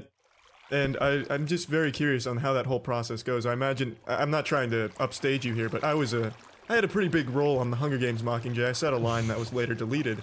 And that took 2 weeks. That one line was 2 weeks of filming in Atlanta for that one fucking line that they cut, and I'll never forgive them for it. Dude, I can't even imagine, like, the amount of time you had to be there. Where were you in Atlanta? That's so cool. I had a lot of friends on that shoot. Were you Were you working as an actor, or what were you doing? Yeah, no. So there was this. I'm glad you've asked, James. So I was on the internet one day, and I was in college at the time. I was super bored. I had nothing to do, so I started Googling open casting calls for whatever roles were nearby in Florida, which is fuck all nothing except like advertising pickup trucks. And then there was one in Atlanta, and it was the Hunger Games. So I sent a headshot that I had my roommate take of me in front of my bed. And then they actually called me back, and it was just supposed to be an extra role, but they needed a line read because I guess someone either didn't show up or whatever. So I did the little line for him, and it got cut from the movie. Oh man. What was your line? I don't think you ever told us. Oh, I don't remember it verbatim, voice crack. This was over man. 2 years ago. It You was should have. It was to the extent of when they're in District 8 and Katniss goes to like observe the destruction or whatever, and there's the people talking to her. There's a lot more lines in that scene than just the one kid asking if she's gonna fight for him. One was like an old delusional man, and then one of them was my character who just says something to the effect of, panicking, this girl needs a doctor, and I'm there like coddling some burn victim. That's really cool though. Shit. Yeah, I wore that badge through the entire sophomore year of college. I was in the Hunger Games Mockingjay. Oh man, Almost. did you like tell everyone before it came out? Oh my god, yeah. Oh god, yeah. I thought the line was gonna be in there, so I hyped it up. Dude. And in one of the trailers, you can see me if you like stop at a certain point and really look for me. So I'd have that on my phone and be ready just in case anyone needed proof. Yeah. Oh man, Wow. I've been there. I've had a few things like that. Oh my god, where like, and like I've had like rooms full of people who all like came over and we're gonna like watch the fucking TV show, and they just like cut like 80% of that shit out. That was fucking. Oh, that's the worst feeling. Yeah, they don't tell you either. I thought it was just because mine was just one-off line. No, dude. I No, thought no. they tell you. No, they don't care. They don't care to tell actors anything. We just kind of like we're more of a. People think that we're like the the main focus of a thing, but we're mostly a hammer that people pull out of their vest every once in a while to drive a nail into. So it's not really like they. God, I love your euphemisms. This is really good. They don't really inform us of that kind of stuff, unfortunately. I didn't even know if I was going to be in Blair Witch at the end of it. Can you imagine if you got the lead role for a movie and then when you go to see the movie, they somehow cut you out entirely? What the fuck? That'd be fucking great. Oh my god. It'd be sad. That'd be something. Hey, you'd have to get paid for it. So James, a question I really wanted to bring up. Well, I mean, he because- didn't answer my question. Yeah, sorry, let him dude. answer the You question. didn't even give him a chance. we got super sidetracked. I'm sorry about that. Yeah, go ahead. Well, what was it again? Remind me. I'm sorry. Oh, it's fine. My story was quite riveting. I understand. It was just like the one line took 2 weeks of filming in Atlanta, and that was just one line. And Jennifer Lawrence had to do that same scene at least 30 times across those 2 weeks. I can't imagine like how much time it would take as a lead actor. Like, how much time did you spend shooting and acting for Blair Witch? Yeah, so they something like the Hunger Games is gonna have a much bigger shooting schedule, where they can kind of fuck around a little bit more than we could. This was only like 5 or so. I think it ended up being like $8 million or something of a budget. So I actually auditioned for it back. I think it was 2015. It was like February 2015, and we went in April, I think, to Canada. And we shot for about 2 months, so it was like a long process. But the actual shooting schedule took about 2 months, with some pickups later in the year in LA. That took about 2 weeks. So, Imagine that'd be quite stressful and pretty tedious to have to keep doing the same things multiple times throughout the days, though. you have no idea, especially with I mean, for me, like I kind of like that a little bit because it gives you a lot of opportunities to hone in on what you're doing. Adam, the director, Adam Wingard, he works kind of in a Kubrick kind of way, where he wants to do stuff over and over and over and over again. Like we did 65 takes on a scene one time. Jesus Christ. And that was pretty common. Like we would, I don't think we ever did less than 20 takes or something. It was like 15 to 20 takes was Wow. towards the low end of what we would do. He just wanted to make sure that we were getting every single thing that we could into it. So in the end, I kind of liked that. But yeah, it's kind of rough because there's a lot of, there's only so many ways that your brain can comprehend how to do something, But yeah, after a while, I kind of like that because I realized I can fuck up for like 20 takes and then spend another 20 figuring it out, more or less. But yeah, And those were full takes where you did the whole scene. It wasn't like you had a stoppage because somebody like ripped ass or anything and they giggled. no, yeah, we just kept over and over again. Like there would be some false starts and stuff, but we would just keep going over and over again. How many takes did it take for you to kiss that little girl? I have what I want to say and what I will say. Too many is what I will say. TV is so much faster paced. That's the difference is in TV you get maybe, if you're lucky, 3 takes. And like on The Walking Dead, they shoot in 16 millimeter, so it's like film. So you're literally, if you blow a take, you've just wasted hundreds of dollars a minute. Wow. That's gotta be stressful. Holy shit. Did not terrifying. know that. Yeah. So on Shameless, there's a little more freedom, but it was still pretty fast paced. Like they want you to get in and get out. And on the days that I fucked up, it was mortifying because they wouldn't be shy about letting you know how much money you were wasting if you fuck up. Jesus. How much money Christ. did you waste? Oh, like God, hundreds of thousands. Just like it's really fucking scary because I had a director I was working with for an episode of Shameless. He and I just didn't get along, and it wasn't that we didn't like each other as people. It was just that we didn't communicate the way that we needed to for each other. And I mean, just sometimes people are like that. They just don't have the kind of. I couldn't receive what he was giving, and he couldn't give what I needed. So it was just a lot of miscommunication and shit. And I was so nervous. So romantic. It's like a lot of relationships I've had until recently. But there was a lot of. There was one day where I finished an episode with the director with whom I had an awesome relationship and it worked super well, and then moved right on to a new one with this new guy who I think it was his first time directing, and he's a great guy, but it wasn't working, and he went off on me at one point because I just couldn't get the shit down, you know. And once you fuck up like once or twice, your brain is like, well, we're not going to get this right for the next 2 hours, so this is just going to be you embarrassing yourself from here on out. And so I spent the rest of the day just fumbling. It was like falling down a mountain. It was mortifying. And he went off on me about how much money I was blowing. That was like the worst experience of my life. Not really. It was very bad. But I had the worst thing about that episode was what happened immediately afterwards. Which this is the most oh God, he was there every day, dude. Every day. Yeah, her parents were there every day, right behind the camera, staring me down the entire way.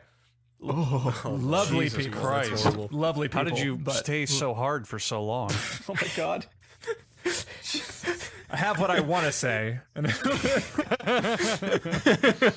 But no, the episode, so this is the most embarrassing thing that's ever happened. And it might not sound like that big of a deal now, but it was pretty rough at the time. Like, we had finished that episode, we had the table read for the next episode, so we, everyone's all in one place, and the director from the former was ADing this new one, so he was there, and we read everything. That went well. I was feeling a little bit better. He comes up to me afterwards and he bumps me and he goes, "I love you, James Allen McCune." And I said, "Oh my God, everything's okay. After that horrible shit show, we're all friends. Everything's okay." I said, "I love you too, Greg." And he walks away. He makes sure to get as far away as he can so that the entire cast and crew is in between me and him. And he turns around and he says, "It's Greg." I called him the wrong name. Did I say Greg? He called him. You said, yeah. You said you called him the right name in your story, which is why I was confused. He said I'm trying to use fake names, but I called him the wrong name, and he made sure to be in front of everybody before he told me that. It was like William H. Macy is in between us and shit. Like all the producers of the show. It was fucking awful. I like get cold sweat thinking about it right now. That's why I always fuck up that story. But Jesus Christ. And his parents were watching. Oh God. Greg's parents were on set. So you're supposed to question then. You as an actor, you want to be bigger and more successful. Where would you draw the line? Like if somebody offered you a lot of money for a naked scene, what is your limit? I wouldn't. There's not much that I feel like I would be super opposed to. I'd be really hesitant, but I don't think that I would outright say no unless it was just completely unnecessary. Like if there was some kind of story thing that required it, I don't think I would say no. Just because if it's gonna help tell the story, that's kind of the priority for me. But if somebody was just trying to get a scene of somebody slapping their dick from thigh to thigh to making a plotting noise, I don't for 45 continuous minutes. Yeah, I might have to pull them aside and ask why it's so necessary and see if there's a way around it. But I don't know. It just depends on the circumstances. It's for art. I'm pretty open to most things as far as that goes, but yeah, I don't know. That's a good attitude Keep yourself from getting a boner.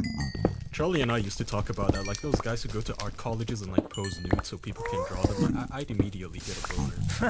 Yeah. Oh yeah, that'd be game over for Kai and I. As the model or as the artist? But I guess a little column A, little. Yeah. But as an artist, at least you have the option to sit down, I assume. But as a model, I was saying, like if I had to stand it, like if I was on a set and I have to do a nude scene, no, that's not happening unless I take some sort of medication that makes me impotent for 2 hours. Well, they rarely let you show full shaft on screen in general. But so you would have like a merkin or something on, but it's kind of the opposite. I haven't done any nude stuff, but I know just from my experience being in like romantic scenes and like doing shit, just in general, like you get pull wiener the second you step on set. I could see that. You'd be a lot of hormones and shit are pumping. I imagine it'd be even hard to get a boner. Yeah, man, you can't be you can't be stout and also have nerves. It just doesn't work that way. But so what you're saying is porn actors are probably some of the greatest actors of all time. Yes. 100%. Have you seen Lemon Stealing Whores? That's the best one. That's a classic. That is a classic. Yeah, I that's rewatch it with my family every day. incredible. Impeccable work. Sad what happened to the actress, though. Yeah, she stole those lemons. That whore. Wait, did something actually happen to her? Yeah, she died. Oh, fuck. Oh, God. What you don't know is Lemon Stealing Whore was a documentary. Oh, jeez. They hung her for her crimes. I never watched to the end.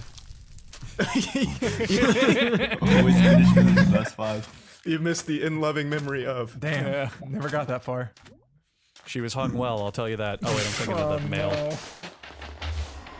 So, Kaya, you were going on another question. I'm sorry, James. Since you have actual experience in acting and being on set and all that, what to you would be the dream project that you'd want to be involved in? Like, what kind of movie or a certain director to work with? What kind of script? What would you really love to do? Oh man, you know, of course I want to work with like my favorite directors. Like I want to work with like Edgar Wright and Tarantino. Like who doesn't? But for me, just having started to make stuff with my friends, I want to get on like like a trilogy or something. You know, like a movie, like an original film with my crew, like my cast and crew from the Bad and Classic company. That's what they're called. If you Google them, actually, you can see some of our short films up on YouTube. We have it's the most fun I've ever had working on anything is working with my friends. So I think if we could somehow get some stuff that was like significant and gonna get seen by people, to work with them would be such a dream. Just to have, because in the end, I think that's kind of like you guys are living the dream right now. By that effect, you're just doing something you have a lot of fun with your friends, and making that your living is like fucking crazy. It's so cool. So like that's kind of the same goal for me. I don't know if our contracts have the word friends in them. Yeah. It does have. We should strike that. It does have dream. It's required to be our dream. But friends. Well, hey man, really appreciate you coming on. We're at an hour and a half, so we'll go ahead and start wrapping up here. But wrap it up. if there's anything you want to promote, plug, by all means, take the stage. Sure. Yeah. I'm on. I'm at J Allen MC, JALLEN MC, everywhere that it matters, Twitter, Instagram, all that sort of thing. I have a YouTube channel that I have with my friend where we're gonna start making a bunch of weird shit just for fun. Awesome. Called Super Stopgap. It's right now. It's just we're kind of playing games for fun and shit. But we're gonna start putting out more different stuff down the road. So you can come and check that out if you want. And then I'm on Sugar Pine 7 whenever they feel like writing me into a sketch and whatnot. So that's yeah. Go check those things out. That was the least eloquent way I could have done that, but there you are. I'll put the link to that in the description below as well, so you've got an easy way to click on that and check out James's work. And conveniently on iTunes and SoundCloud, you can just rewind the episode and listen to it as many times as you need to get those addresses. Just start the whole episode again, though, each time you do. Yeah. Give us those views. And buy a shirt every time. Go get that merch. Well, again, No, man, thanks so much, James. Hey, thank you. Thank you, James. It was really fun meeting Thank you You're guys lovely. for having me on. I hope I didn't spoil the stellar track record you guys have had and or ruined my career. No, you. Oh You're a God! delight. Believe you me. I hope you make it. I hope you achieve all your dreams. I hope you become OT8. Yeah. A Kokon, I believe they're called. Fingers I hope crossed. if you become big time leading man Hollywood actor, you don't forget about your humble beginnings on this podcast. yeah, his beginnings. We discovered him. Yeah. Well, I'm just happy to We have made met you. you. We can destroy you. I hope when you become OT8. My next beef Well, is no, with I you kinda guys. said that I'm an idiot. Don't make me grab that domain and slam it. God damn it. Not again. First it was Keemstar. Alright, we'll see you all next week. Bye, Have a good everybody. week. Thank you Links in the for your description. support. Love you all. Bye.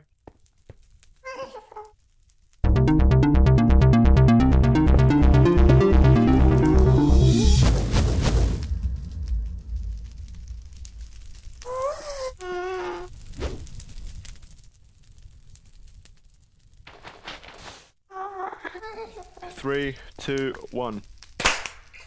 Oh God! All right, good. Did you hurt yourself clapping? Yeah, somehow. Anyway, who's introing? You should intro, Jackson. You literally went 2 episodes with the flu and didn't say a word. That's bullshit. I saw introed one of them. Alright, hey everyone, welcome to this week's episode of the official podcast. I'm at a Sweet 16, the party's raging, everyone's here. I've got my friends Charlie, Andrew, and Kaya here, as well as special guest Dick Masterson. How are you going? Hey, what's up, guys? Thanks for having me. Thank you, Mr. Thank you, Thanks Mr. for coming Peen to my party. Wienerstein. I really appreciate it. Are you really at a Sweet 16? No, it's a Sweet 20th, really. Oh, if we Sweet wanna... 20th. She likes to pretend she's 16. I like her to pretend that she's 16 too, so we're all good. Well, yeah, that's how you get around consent laws. The Romeo and Juliet. Yeah, if you're both under 18, it doesn't count.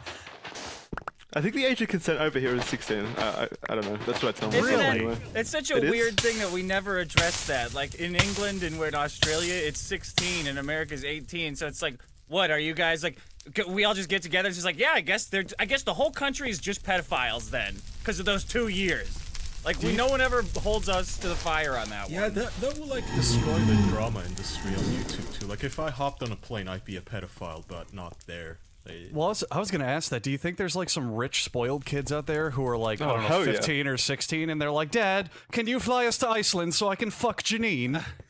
Well, no. They just go to Thailand or some shit like that, and then they fuck They 6-year-olds just or go whatever. to international waters on their yacht and then just. Yeah, and everyone fucks Actually, each other. no. They just fuck them in their country of residence, as if the police would give a shit. Fair enough. You brought up YouTube drama. That actually was a big one. There was, I can't remember who it was, but there was some YouTuber who was somewhere in like Norway or something where it's 16 or 15. And then there was some huge drama thing because he had a relationship with a 15-year-old. But I mean, How totally legal. dare he obey the law? I know. Alright, so anyway, going back onto introductions, Dick, do you want to tell our audience what you're all about and what you do and all Yeah, that sure. shit? I'm the host of The Dick Show, thedickshow.com. Don't go to dickshow.com because you get just a big eye full of a cock. I made that mistake 8 times. A Sweet 16 ago, I wrote a book called Men Are Better Than Women. It was a simpler time of trolling back in the day. You could, you know, they couldn't, I don't know, they couldn't deplatform you for it wasn't, you could actually bust people's balls online back then. When I started menarbetterthanwomen.com, people would lose their shit, get their asses triggered off. They would come on. There's posts on that site that have just 100,000 comments of people that are absolutely losing their fucking minds. I thought it was the funniest thing in the world. Dr. Phil had me on at one point because either he didn't get it or he's like, this guy is a great actor and I'm gonna make a fucking mint by putting him on my television program for free. And he's too stupid to know that he's not making any goddamn money off this. So I'm gonna put him on, have him say shit that will hurt the rest of his fucking life. And I'm gonna pocket it all, because I'm Dr. fucking Phil, and the doctorate is in making money. Well, Dick, we have a special surprise for you. Our second guest this episode, Dr. Phil, Oh, man. who's been listening in this whole time. I have fucking dreams about that guy. No shit. Like, that experience was so traumatic for me, because I was in that stupid house for 5 days, and reality TV is made for crazy people. It's made to make crazy people go crazy. So if you're normal, which I think I am because it was a fucking, like a joke-ish, it was a satire piece, it makes you extra crazy. Like, I got out of there and I had like full-on PTSD, I think, for at least a month. Everyone said I was really fucking weird. They're like, dude, you were fucked and weird after you got out of the Dr. Phil house. Dr. Phil house. God, that sounds like the worst cult. Like, I have full-on dreams where I'm like meeting with Dr. Phil, and I have this bizarre sense of panic and like excitement that I just get to sit down with this fat fuck and say like, hey dude, good job. You played me. You played me. Well done. So do you regret it? Do you regret doing it? No, because it was hilarious. Are you kidding me? Yeah. You I can't, remember like, when that. Oh, I watched go that ahead. segment. It was really weird because you did this obvious troll thing and then obviously trolly get up. You know, for those who haven't watched the bits, you can type it in on YouTube. Just type in Dick on and Dr. Phil or whatever. But you basically say a bunch of trolly stuff like, oh, women are stupid, they're like trash bags, all they want is their ATM, they're soulless creatures, they're just drawn to money, all they care about is money.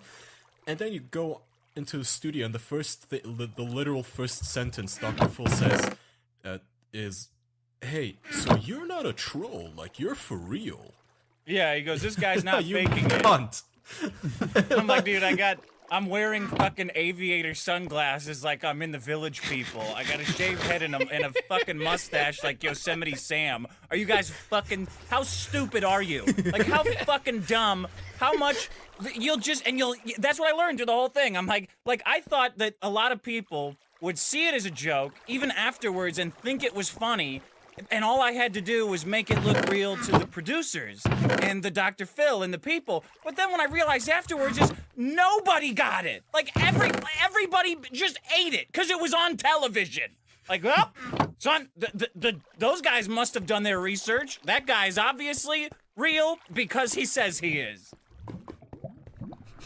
You gotta be fucking kidding me. I was gonna bring this up. I actually remember when that first aired because for one of my what her deal was, but she showed it to the class and used you as like a case study on what men shouldn't be. You have history with this man. Yeah. What was her name? I think I don't want to name drop her, but you can edit this out, Jackson. But it was just amazing to have you come on here and then rekindle that interest, because I remember that distinctly, especially with the treadmill joke on the lady who was trying to tear into you. Yeah, that's funny, man. So why is she teaching men what not to be? Is that in the scope of the middle school charter that she's working at? What the fuck is that? Curriculum. I'm sure you've heard of IB. It's basically what that's all about. The old International Baccalaureate. What? The fuck is that? Are you making up words? Oh, it's Bachelor? No, it's some type of special classification for schools. Oh, really? Yeah. So are you not allowed to be a man at that kind of school? What are you talking about? Well, I just meaning the teachers were pretty bizarre. That's all. One of my teachers got arrested for pedophilia not too long after. It was quite a situation with the staff. Oh my god, it's like the evil version of Montessori. It's like the Spectre to Montessori's MI6. Sounds like. Jesus Christ. So Dick, you've still got that website up and running. menarbetterthanwomen.com, I believe, and still rocking all that shit. If you want to see anything I've done, sooner than the last 10 years, go to thedickshow.com. But yeah, Men Are Better Than Women's still up. I'll never take that shit down unless someone pays me to do it, and then I will absolutely do it. Well, the big thing I want to know on that is in your career of doing all this trolling, obvious fucking satire shit, was there ever one that you think actually did go maybe too far, or you kind of regret doing, or didn't work as you had planned it to do? In terms of trolling, there were a couple of. The first time some girl got a tattoo of the logo, I remember being rocked by that.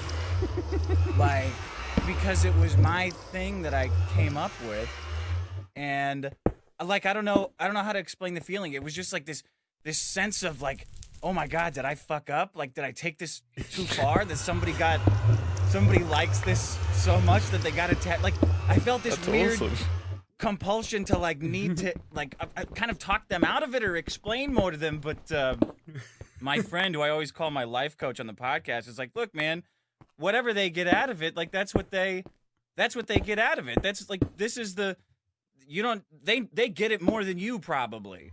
Like, if they like it that much. And I don't know, that moment was really weird for me, because that's the only time where I thought like, oh fuck, like I don't know what I'm doing. When I was on Dr. Phil, I never felt out of my element, because it's just being an asshole. Like, everybody knows what reality TV is about. It's for children who stay home sick, and for people who can't get jobs because they're too stupid. Like, you don't need to be that smart to run circles around these people. But that time I was like, oh my god, I don't know. I felt like I maybe couldn't live up to the expectations of this person who thought it was so cool what I was doing that they got it tattooed on their arm. I think that was it. We're still waiting for the official podcast tattoo to be rolling in. I can be an asshole. Why is no one making me it? tattoo. I'm a dick. I've been a dick for like 40 episodes now. Come on. Men are better than women. Oh, now your fucking Twitter's gonna be nothing but tattoo pictures. Your face across their tits. Jack, it's gonna be the same woman too. She gets different Kaya mosaics on every area of her body. Some obese. Kaya, look! If I grab my labia, you can talk. Oh, just stop. That's a yucky picture. I hope that labia is at least shaved with Dollar Shave Club. Sorry for a shitty segue. Well, if you want to shave my name into your labia, there's no better tool than using Dollar Hairy Shave labia Clubs. have you seen? Jesus Christ. Are you looking at Sasquatch's pussy? Come on. Whatever. I don't know. Whatever, like, hairy, obese luck beast is interested in me and wants to show her fandom. You can shave my name into your armpits now. Shave it into you with dollarshaveclub.com/official. You go there, you get the executive handle, you get the Dr. Carver's shaving butter, and a bunch of, Charlie's butt wipes. It always sounds like I'm insulting Charlie, like I'm calling him a butt wipe, but... No, well, you can't insult One White Charlies because they're a quality butt wipe. Oh, they are One of the quality best butt wipes. It's like having your butt licked by Charlie. That's how good it is. If you like Charlie, just get him and you can masturbate with him. We're already 15 minutes in. This is the grossest fucking episode we've done in a long while. I'm sorry. Well, as you know, those disgusting scenes in movies where the character will take a bath, but not really. They just wipe themselves down with butt wipes. You can do that. I don't think I've ever seen those movies. What art house films are you watching? It was in Monster with Charlize Theron. You get the butt wipes, you get the razor, and all for like $5 a month. Even less if you want to change it, or you can even get it only every other month if that's how much hair you produce on your labia. So go now to dollarshaveclub.com/official. The razors aren't just for labia and other gross places where you grow hair. You can use them anywhere you want. On your They're good face. for beards. Yep. Don't use them after you've used them on your labia, though. If you guys remember Bullshit. that Don't hot tell them what to do.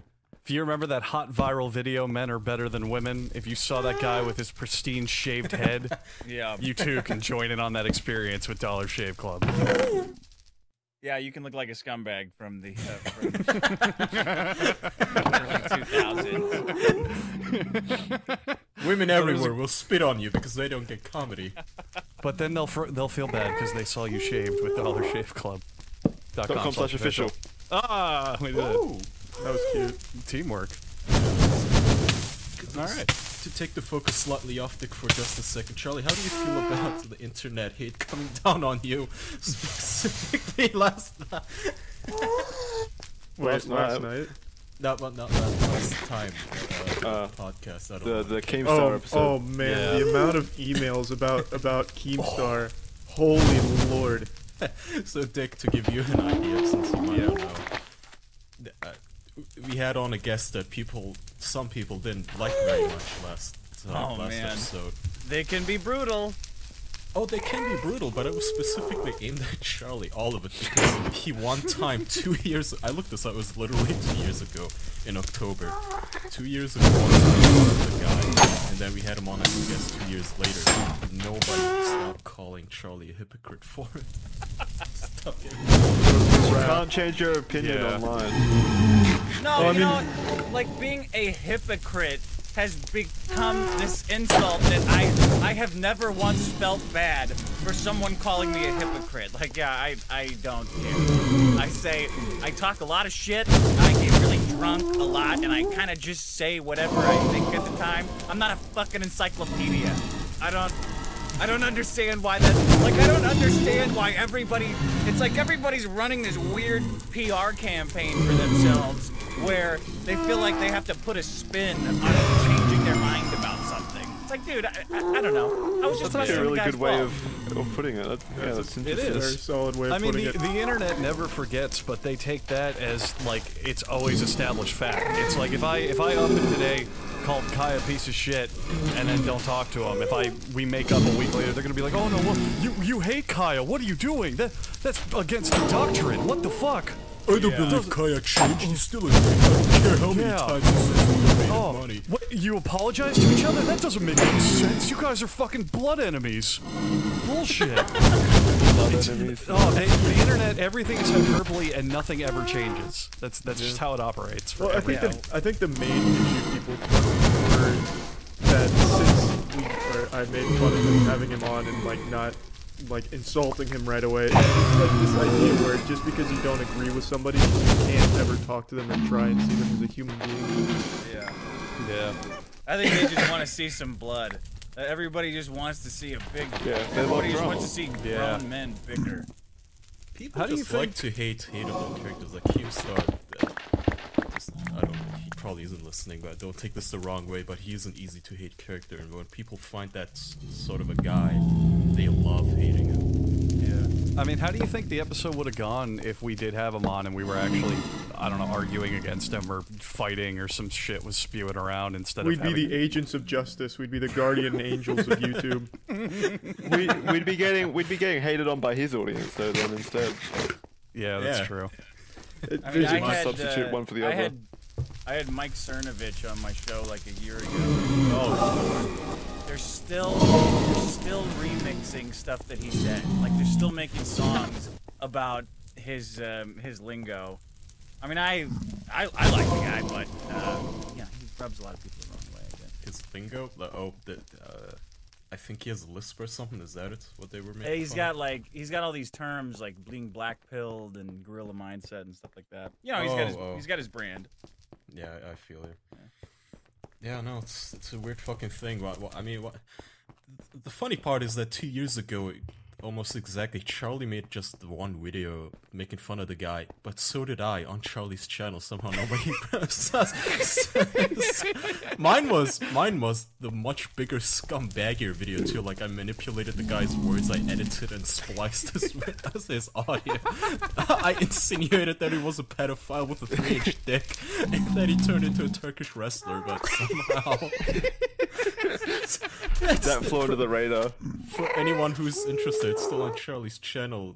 I think it's all true facts. Like, where is Keemstar now, or something like that. But that didn't matter for some reason. It was all about how Charlie didn't like Keemstar a decade ago, and how dare he have him on now.